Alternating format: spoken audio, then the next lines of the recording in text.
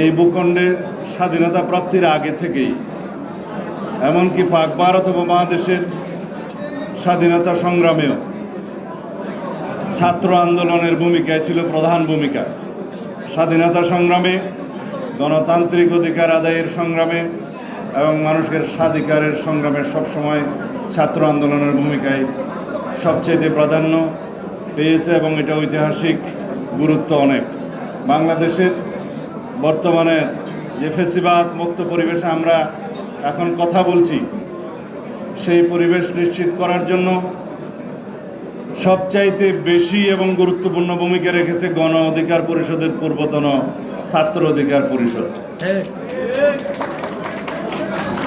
তারাই ফ্যাসিস্ট হাসিনাকে তাদের দাবি মানতে বাধ্য করেছে, কিন্তু শান্তিপূর্ণ আন্দোলনের মধ্য দিয়ে। অবিরাম তারা হামলার শিকার হয়েছে, মামলার শিকার হয়েছে। নুরুল হক নূরের শরীরের কাপড় যদি খোলা হয়, তাতে শুধুমাত্র আঘাতের চিহ্ন ছাড়া আর কিছুই পাওয়া যাবে না। ছাত্র অধিকার পরিষদের সেই সফল আন্দোলনের পরে বাংলাদেশের মানুষ প্রত্যক্ষ করেছিল আর একটি কিশোর আন্দোলন, ছাত্র আন্দোলন, সেটা নিরাপদ সড়ক আন্দোলন। সেটা অত্যন্ত সফলতার সাথে তারা সরকারকে দাবি মানতে বাধ্য করেছিল। এর মধ্য দিয়ে সামাজিক আন্দোলনের মাধ্যমে যে রাজনৈতিক আন্দোলন সফলতা লাভ করে, সেটা ইতিহাস গড়ল পরবর্তীতে তাদেরই উত্তরসূরিরা। তারা বৈষম্যহীন ছাত্র আন্দোলন, বৈষম্য বিরোধী ছাত্র আন্দোলনের ব্যানারে আন্দোলন সংগ্রাম করে, সেই বৈষম্যহীন আন্দোলন সংগ্রামের ছাত্র আন্দোলনের পিছনে বাংলাদেশের সমস্ত গণতান্ত্রিক শক্তি, সকল রাজনৈতিক শক্তি এবং আপামর জনসাধারণ, সকল শ্রেণী পেশার মানুষ সমর্থন জুগিয়ে সক্রিয়ভাবে অংশগ্রহণ করে ফ্যাসিস্ট মুক্ত করেছে বাংলাদেশের। এই অবস্থায় আমরা ভবিষ্যৎ বাংলাদেশ কিভাবে দেখতে চাই তা তারা চিত্রাঙ্কন করে গিয়েছে। তারা তাদের যারা শহীদ হয়েছে তাদের আকাঙ্ক্ষা এবং তাদের প্রত্যাশা সারা বাংলাদেশের মানুষ এখন ধারণ করেছে, আমরা ধারণ করি।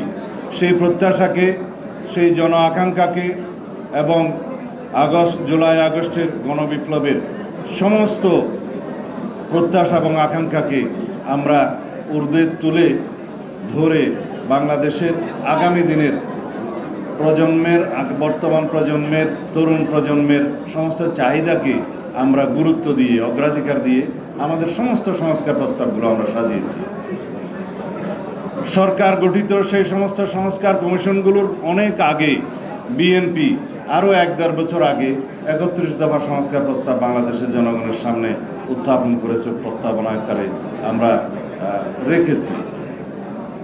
তার সাথে বর্তমান সংস্কার কমিশনের রিপোর্টগুলো যেগুলো এসছে, কিছু কিছু হয়তো নতুন প্রস্তাব এসছে, কিছু কিছু প্রস্তাবের সাথে আমরা হয়তো সবাই একমত নাও হতে পারি, কিন্তু অধিকাংশ প্রস্তাব বাংলাদেশের জনগণ ঐক্যমত পোষণ করবে বলে আমরা বিশ্বাস করি।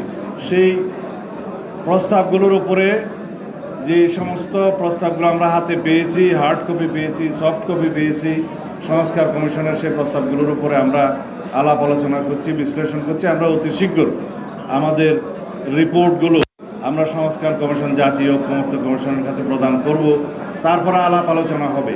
কিন্তু এইখানে আমাদের একটা বিষয়,